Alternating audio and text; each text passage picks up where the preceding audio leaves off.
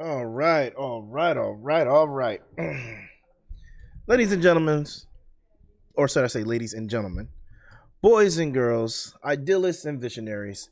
I'm your boy Ideal Tone, and we are back with another episode of Binge or Cringe, okay? And this is not just any Binge or Cringe. This is the spinoff that we like to call The Godfather and The Vet. So we're going to get down into it. But first, let me introduce my co-host, the one, the only, the legendary Kobalt 70. What up? What up? And as you already know, he is the Godfather of anime. Yeah, we finally confirmed this. We're back and forth because I feel like I'm the vet. I'm too old to be a Godfather, but we'll roll with it. You're too old to be the Godfather of anime. Like I can't be the vet. I'm too young. You're too young. What? You're older than me. How am I a Godfather? Dude, what do you mean? The first anime came out before we were both born. That's beside the point. And one of the series we're talking about is a remake of one of those series. 1969's Dorororo. But you've seen I've seen the original, but only because you made me watch it. You've seen it when it was like earlier than I have, so that don't count. Well, here's the thing: I saw only parts of it that were allowed to American audiences at the time. It was I think it was a public access channel back in the 80s. They did Dorororo. They did a couple of the early 70s mechas, and then they did also Astro Boy, right. And those were like, at the time I was far more and as a little kid I was far more into I would say like Bugs Bunny and the Warner Brothers cartoons, but yeah. What broke through on that and opened me up, I mean, I'd seen obviously Astro Boys, I'd watched Dororo, I'd watched, dozens of other films, but there were two movies that kind of broke me out: Secret of Nim, and then the Robotech series when it came out. They had renamed Macross Robotech, and that's how they marketed it. But Dororo, fantastic original anime. Yeah, which go on. You talking about that segues us into what we are actually here to talk about today. Yeah. So we're actually here to talk about, like, we already know how we get down on Binge or Cringe. If you guys have seen any form or episode of Binge or Cringe, and like I said before, since episode 1 of this version of Binge or Cringe, me and Kobalt, along with our friend Risky, have been doing. We started Binge or Cringe together. 100%. And granted, Risky unfortunately can't do it as much as we do, so which is why we did the spinoff for like more obscure anime. But don't get me wrong, we're going to get Risky in on this episode, on this genre as well. Just get back to the roots a little bit. But we started Binge or Cringe, or should I say, like, I started and I brought the proposal to both of them, and the three of us started together strong since day one. Since we talked about, what was it, Dragon Ball, then Toonami. Yep. We had been doing basically exactly what we did in the podcast for a good 2 years at that point, where we would sit in a party and we would go off about anime. Right. And it's like, you wanted to do a podcast, you pitched the idea, we rolled around a bunch of different series, and then we spent another like 3 or 4 months just talking about setting that up, getting that going. And then you got everything organized, you got it together, and first episode was just sealed the deal. We knew what we were doing with our anime time. First episode will always go down in history as the biggest controversy ever, because me and Kobalt were definitely batting heads with Risky when it came to Dragon Ball GT. well, I mean, we had the side of the community, and Risky had the side of just an independent viewer, and so, like, you got to respect his opinion. Homeboy loves anime just like we do. Yeah. But he felt GT was good. He gave it the chance. I feel like we maybe didn't. Right.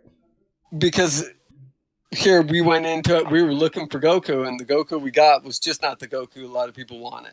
Yeah, and then it was a lot with that, but I think we're getting a little off topic, but basically we're here to talk about today Dorororo and Codebreaker. So we're going to start off with Codebreaker only because I feel like Dorororo It has a little We'll more. spend Yeah, we'll spend a minute on that one just because there's a lot of historical and philosophical content within that. exactly. Whereas Codebreaker, there's a lot into it, but it's more political and futuristic when it comes to powers and secretive organizations and things like that. So definitely going to hop into all of that. So let's just start off with Codebreaker. Just a little bit of Absolutely. information.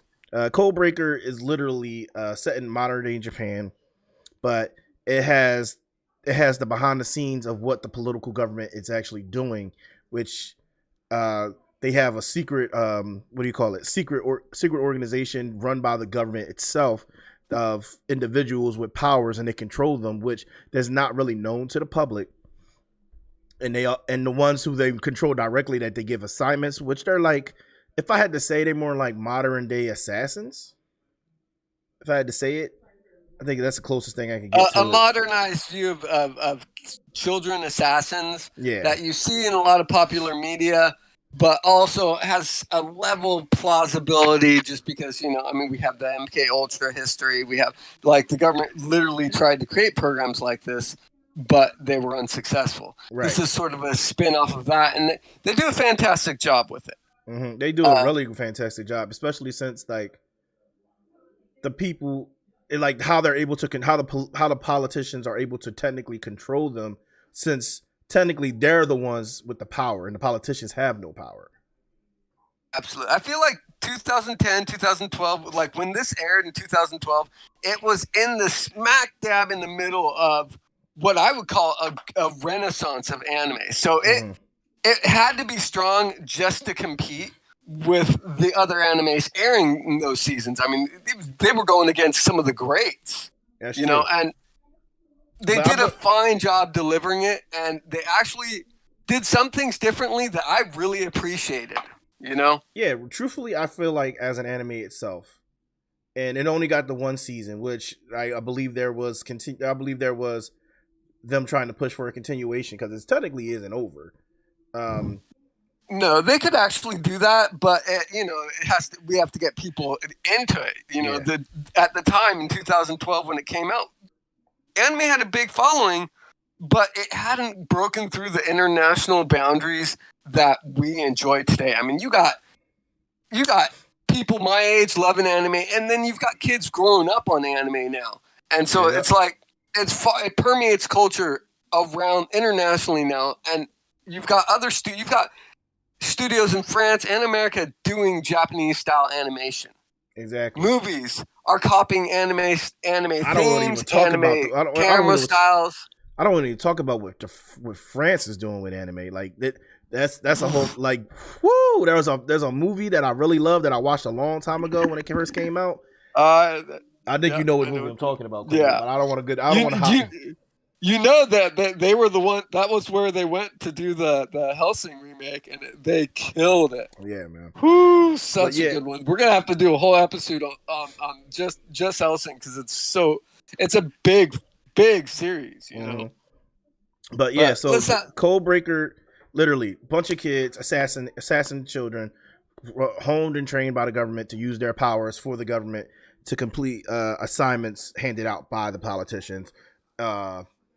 And like they keep them in check in various ways. One is like they appeal to their sense of justice. One, they appeal to they blackmail them or keep hostages. It's like there's multiple ways that they keep them under control, which is funny since they're the ones who have the powers and abilities. Like the main character, yeah, I forgot his name. His ability is literally was it a left or right hand?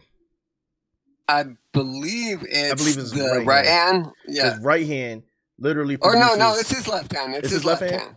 His left hand. Yeah, but I believe he can use both hands. He wears the glove on both hands and only releases his left hand. You know? I believe it's just the one. Are you sure? Yeah. Could be. Yeah. His name is Ogami. Yeah, Ogami, literally. Kid is unstoppable in my personal opinion. Not just because of his abilities, but because of his drive. My man is set on, when he gets assignment, he's set on that goal and he's going to finish it. So like at the start of the series, He lacks any empathy. Homeboy is a purebred assassin. He walks in, he wipes the floor with a bunch of people, kills him, walks away. Now, Exactly. what And what there's happens nothing is left that because gets his power. witnessed. Yeah. But the And thing is, she there's calls the nothing police, left. brings in the police, and there's nothing there for them to see. They're like, this chick's crazy, blows it up. Then he shows up at her school, she gets to know him. And there's a specific part in this series where a young dog dies. Yeah. And no, not the young dog. The mother dog dies. Okay. And he has no empathy for the dog. He picks up the dog and he's about to throw the dog into a trash bin. And young Sakura, she chops him, she gets after him, and for the first time in his life, he wakes up to the idea of empathy, the idea that his perception of justice shouldn't overshadow his empathy for life and his love for life. And I felt like that ongoing theme of him straying into letting vengeance dominate him, and then Sakura pulling him back, bringing him back to reality was. Is really that how nice. it happened? I know he was about to. I know he was. No, I think that was it was that, but it was something else, Kobalt, that happened when he did that. Like she kind of helped him like with his empathy, but like he kind of already had empathy just a little bit in a different way that she didn't agree with because he put the dog out of its misery. Yeah. Like he finished the dog off because he choked it. Well, they had contrasting views of what empathy truly entails. Yeah. He saw that there was no saving that dog. The dog was going to die. Mm-hmm. He put it out of its misery because he felt like he felt mercy was the best way to deal with the situation. Yes. She was profoundly affected by this. And then it came on to what is the body to you once something dies? There's no soul there. It's just trash. And that's how he viewed things. That's exactly. how he had narrowed it down. Whereas she felt that treating the dead with the same respect was part of the spiritual nature and part of the empathy that he needed to relearn. Mm-hmm. And then and then from that point on, it was just like she was always in his face, like all up in his business, always constantly trying to stop him from doing this and that, joining him on his missions when he never asked her to come, and then she interfering. It was like, and then it just gave off the perception that she was in love with him, which that wasn't the case. She was trying to like. I mean, towards the end, there is a blooming romance, but these are kids, They hint towards it, and anime at that time, and anime even now, in general, the culture hints at that. When they're that young, there's only hint of a working relationship because they view relationships as an adult activity, and these animes involve children. Right, but his like her primary focus was like was helping him turn over a new leaf. Yeah, so she wanted to save his soul, so to speak. Yeah, and at the same time, my man was not having it. Ogami was not having it to the point that he even threatened to kill her, which he tried. But that's where we find out that she's a special case where she can't be destroyed. Powers don't work on her. I forgot what they called it. I don't actually remember either, but it was a special name that they called her.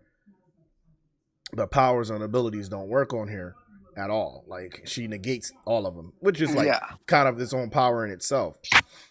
Like, a nullifier negating ability. Kind of like I thought a great twist was that her father was Yakuza. Yeah.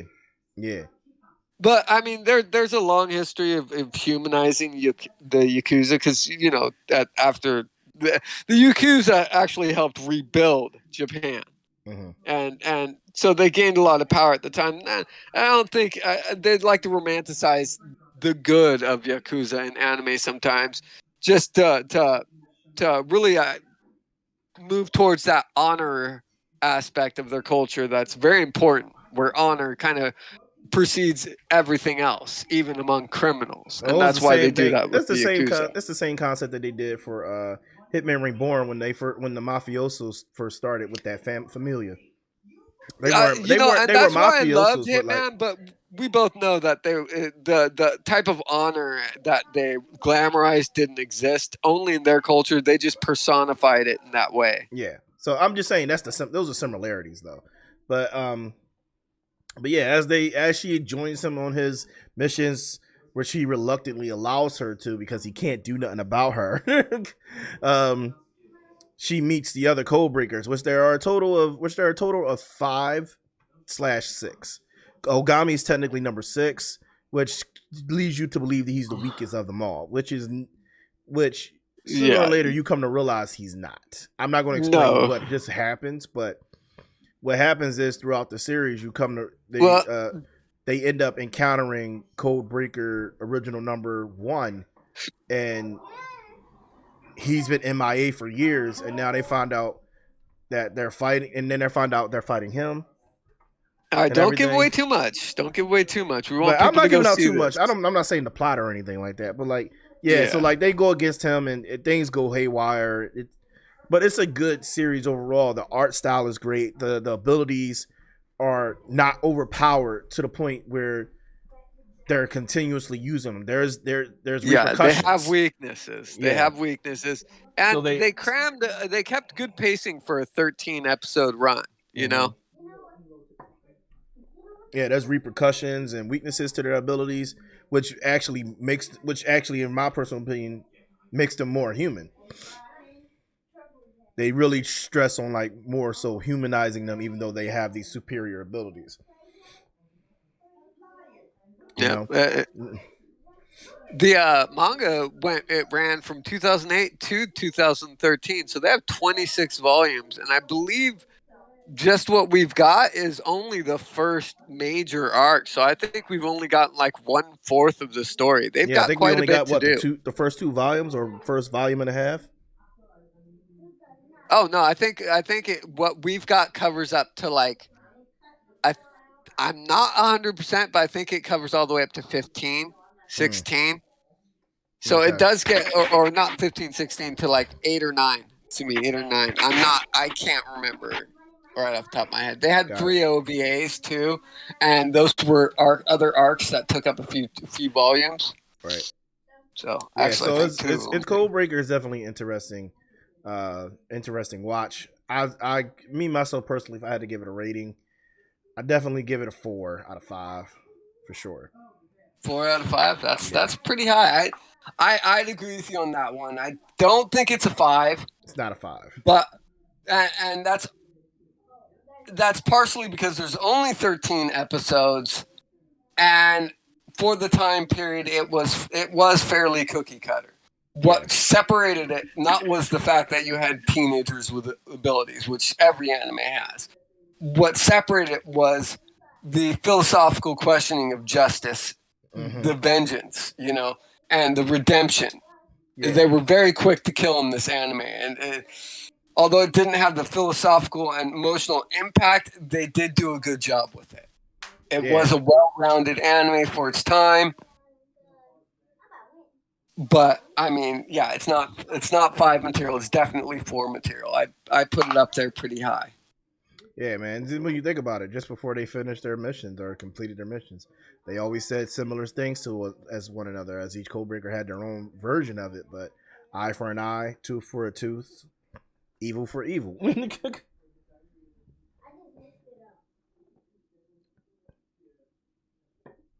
That always kind of like stuck with me in a little, like made that anime like unique in my personal opinion.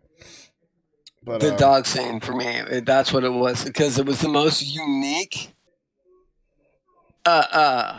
approach to an otherwise played out idea that really hit home. Like a lot of anime will give you these really trite sort of tug your heart moments that like create a growth or a set a stage, In this particular anime, they did it a little different, and I felt like it's probably one of the most powerful scenes in anime. We're going 10 years on since I've seen this anime, and I specifically remember that scene Now, there's not a lot of anime that I could say from that time period where I look back on a scene and I remember it vividly. Well, not vividly, but I just remember it, the impact it had. Right. And that alone for that series makes it worthwhile, makes it one of the better animes of the decade. True that. But yeah, so personally, definitely, like I said, me and Kobalt both gave it the same number, 4 out of 5. Give it a watch. Moving on, Dorororo. If I'm actually saying that properly, like. I know, dude. I've been fumbling the name of that anime for like years at this point, for a good decade. So, like I said, the Dorororo we're probably going to spend a little more time on, only for the simple fact that the Dorororo was a remake in the original run, which you only got snippets here and there. In America, was like how many years ago, Cobalt? What did it air? Dude, 1969, bro. It is an old anime. Probably like one of the first 10 animes ever made was this series, and it deals with a lot of. It's a historical drama with demons and just a really dark storyline. A dark concept. Now, dark concept. The anime itself, the original, it's a very dated piece, but for the time period it was, they actually had to kind of lighten it up for the audience because they were afraid that the original was just too dark. I mean, there's a lot of war, a lot of blood, a lot of death, and the musical score was very dark. And so they added a cute dog in it, and they changed the music score, and they made it a lot more palatable for audiences of that day. Exactly. The remake stayed true to the original vision. It was dark, but the character growth and the stories and concepts that they tackle were the big fears of the time. As an anime that really looks kind of like a period drama or like a folk tale, it was an epic story. I give this series a 5 out of 5. Oh no, for sure. I think it was 100%, 100% 5. It was a sleeper hit that I don't think people truly gave love to. Tell them about the story. Give them a lowdown. So like, all right. So the way it starts off in what, the feudal lord era. Every lord is in charge of their own area. There's bandits. It's during the Sengoku period, and it's a story of a feudal lord and his newborn son. Yeah, and not even that. Well, the way it happened is the feudal lord that was in charge of the area that we're actually visiting when we were in the first episode. He is obsessed with power and making sure that his land is wealthy and thriving, which at this point is understandable for the simple fact that his land is not thriving. It's not. No, it's not. They've been dealing with decades of war and famine, and the people and the leaders in this village are broken, just broken. This is years of war and years of violence, years of famine that has built up to the point where he's powerless. He doesn't know what to do. He's watching his friends and their families starve to death. Yeah. So so it's only understandable that he becomes a little corrupt. When becoming a little corrupt, he makes a decision based off his pure emotion and pure emotion that comes from a dark place. So he goes to this temple where there's like the 13 or is it 12 or 13? 12, 13 demons or whatever, right? And he tells them, I will give you anything. I will offer up anything. Take whatever you want. And I believe that they hear his warning, they heed his warning. They come and they take the most important thing is going to be to him and his wife. Okay? As soon as his wife is already pregnant, as soon as in the same day his firstborn child is born. When his child is born, child is literally stripped of everything. The child has no eyes, no skin, no teeth, no vertebrae, no organ. The fact that the child is alive is scary in itself. this destroys both his father and his mother. He's made that deal, and he's horrified not just by the sight of his child, but by the implications of his decision. Yes, but then something in him snaps, and he's like, "But the fact that they answered his call means that his land is going to prosper." And and then in the back of his head, he's like, "I can always create another heir." Yeah, he justifies it. And over the next 10 years, he does so. His land thrives. It thrives so well that he's recognized by other feudal lords and by the emperor of the time. Mm-hmm. Now, he also bears another heir, a young child who grows up with that sort of honor and upbringing. His father is a great leader, and he's very upper crust, but Mm-hmm. he was raised to be honorable. Father, in the sense, raises the child right, but harshly.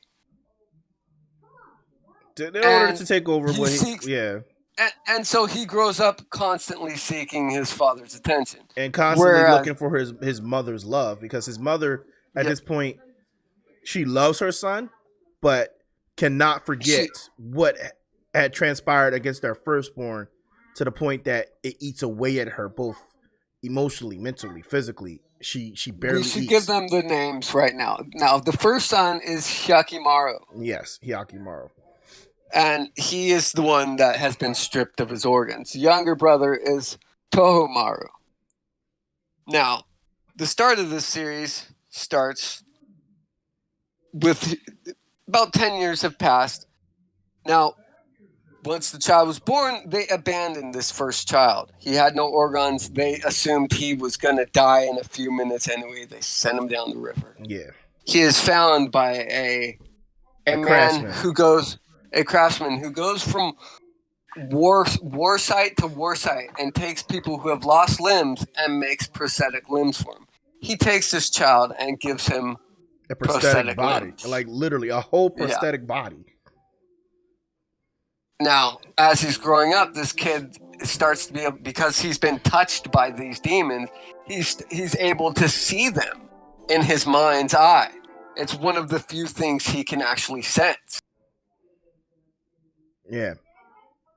And he becomes quite able to fight these demons with fake limbs. So his benefactor and the man who raised him gives him limbs with blades, so that he may fight and gain back the body parts that he's lost from these demons. So, and then from that point, because, like Kobalt said, because he's been touched by the demons, he can sense where they are without eyes. He senses their aura, their pain, their violence, and not just that among the demons, he can sense it among humans as well. Anything that's considered like an evil thought or premonition, he feels it, and it guides him in battle, to the point like he's actually a really accomplished warrior. Yep. The first thing he gets back is the ability to feel pain, I believe. It was pain, or was it his face? No, it was pain. Okay. And he builds from there. But as he's going, he has to learn about the world around him that he didn't know. With each additional body part, he has to relearn living with those parts. Mm-hmm. Along the way, he meets a young boy named Dorororo. Very ominous, Kobalt. Very ominous. Right? You got to set the stage. And we're not going to get too much into the story, but Dorororo becomes his companion. All right? And in this quest for him to regain his body. Mm-hmm. Now, it takes place within a historical drama that really sets the stage of the early period in Japan, where things weren't so great, where feudal warlords battled constantly and peasants were caught in the middle of all this. And he travels this landscape dealing with both the demons and the era he lives in. Mm-hmm.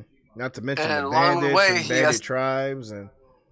Yep. Along the way, he has to fight not just the demons who have taken his body parts, but the demon within himself. Mm-hmm. The demons that he has gained through the idea of anger, vengeance, love. Hey, these are all things that were almost devoid of in his upbringing. And so he has to learn how to deal with all these emotions. And Dorororo leads him through this. Right. So, like, it is. So it's literally like, if I had to say on the anime spectrum, it's definitely on the darker side. 100%. It's definitely Oh, on the yeah. darker side, but it is. It has everything a classic anime should have. It has plot. It has twists. It has story. It has the storyline that you want. It has conflict. It has a climb. The climax is ridiculous. Like, and then it's just so much that goes into it. You Yeah, it learn. has a heavy focus on Buddhism, too. It does. And it really deals with that fundamentalist view of religion and faith and honor. And it's, yeah, as we've said, it's a time period piece, So, It has a lot more weight than your usual anime. mm-hmm. It's classic. And like I said, we said it's early, literally, and I don't want to go too much deeper into what the anime does. It's like, if you want to know how it ends, just watch it. It is worth your time. It's a strong 5 out of 5. And the funny thing is, not many people gave it a shot. Aired. Not many people gave it a shot. But it is. Oh yeah, of all our friends, we were the only two to watch it. Besides Risky watched it. Oh, that's right. Risky watched it. So it is literally a strong, very strong 5 out of 5. So I would, if you ever want to give it a shot or really give it like a thorough watch, it is worth your time. 100%. 100% worth the time. So, I mean, what do you think of his arm blade? The blades on his arms. Oh, the way he did it, like, man. First of all, he just put his prosthetic arms in his armpits and just pulled the blades out. My man was about it from the rip. Like, he didn't hesitate. Dude, he was a cartwheel knife wielder, just ridiculous. But the way they did it, they animated it so awesome. Like, the fights were savage. Yeah. They were savage. And well done. Well done. Just the artistry behind everything. It was so perfect. It was so perfect. They didn't skimp. So, just so you all know, it was a Mappa production. They don't skimp. They do their work. Mm-hmm. For sure. So, but yeah, so that's really all we got to say for today. Like us, Codebreaker, Dorororo, 2 very classic anime, very pretty much obscure. Not many people watched or gave them a chance, unless you were like someone who's been in anime for years at this point. But it is worth the watch. Okay, it really is. And it's not something where it's like you watch it just to fill in the gap between animes or anything. It's something that's literally, if as anime as we know right now is hitting and becoming more mainstream. Is one of those animes that you just have to watch. It is. Yeah, the storytelling's phenomenal in it. We're ending a period of anime where the substance of the story really exists, and I feel like Dorororo was one of those animes that helped push the industry in that direction of putting as much effort into the content than the fights, because we all love the battles. Right. But a good story with good battles transcends your everyday anime. Always. And Dorororo definitely foots the bill. So, with that being said, definitely Codebreaker, Dorororo, give it a watch. I'm not 100% sure that I spelled Dorororo correctly, but I think I did. If I didn't, I mean, it is what it is. Look it up. It's easy to find. We're here to massacre names. That's what we do. I'm not here to. No, that's what you do. I mean, sometimes it's fun. All right. Sometimes it's just pure fun. So definitely give both a watch. I believe Codebreaker is still on Hulu. Dorororo, I believe you can watch somewhere on. Dorororo's licensed by Prime, Amazon Prime right now, so you got that stuff on Prime. Yep. Give it a watch then for sure. So, but yeah, anything else to say before we get out of here, Kobalt? We covered 2 animes today. One 2012, super obscure. A lot of people probably miss that one. And then one that was recent that I felt that a lot of people just kind of overlooked because it was airing right next to Demon Slayer. Right. So So get out there, check these animes out. You won't be disappointed. They're at all, both fantastic animes. won't be disappointed in the least bit. So, but yeah, so that's all the time we got for today, guys. As you know, when we do the Godfather and the Vet, it's really no longer than maybe 40 minutes. We don't really because we get to the point and it's not a bunch of us talking and try to get our point across. So, but yeah, as you guys like continue, we're going to continue doing the Godfather and the Vet. It's just for like anime that I know that me and Kobalt have always hit and watched, and like I said, we'll have special guests here and there. When I say special guests, mostly like somebody like Risky, maybe a Nullified will join us here and there as a third party. We won't probably do more than 3 for this spinoff. We keep it light for this. Exactly. So, but yeah, so definitely check those 2 anime out. Give them a watch. And Kobalt, thanks again for joining me again for this, man. It's been fun doing it the last couple episodes, so definitely want to continue it. Allows us to fanboy about anime that we like, Right. something that we would be doing anyway. Yeah. But we got to share it with everyone else and get them into anime. Let our passion be infective, Right. And also, guys, I'm gonna put out the date sometime soon. This month we are going. I believe I'm going to try for the end of this month. We're going to do the regular Binge or Cringe, but we're going to do the Boondocks. Yep, finally, that day has come. The Boondocks. We're going to go heavy on that. Dude, do it right. Feel me? Got to do the Boondocks. Tone's going to be singing the whole time. I'm telling you right now, he's going to be singing in the background while we're talking. Boom, boom, boom, boom, boom, boom, boom. I love the Boondocks, man. But yeah, so definitely stay tuned for that. It's coming soon. But without further ado, I'm your boy Ideal Tone, and I just made that known. And we're out of here. Catch you guys on the flip side.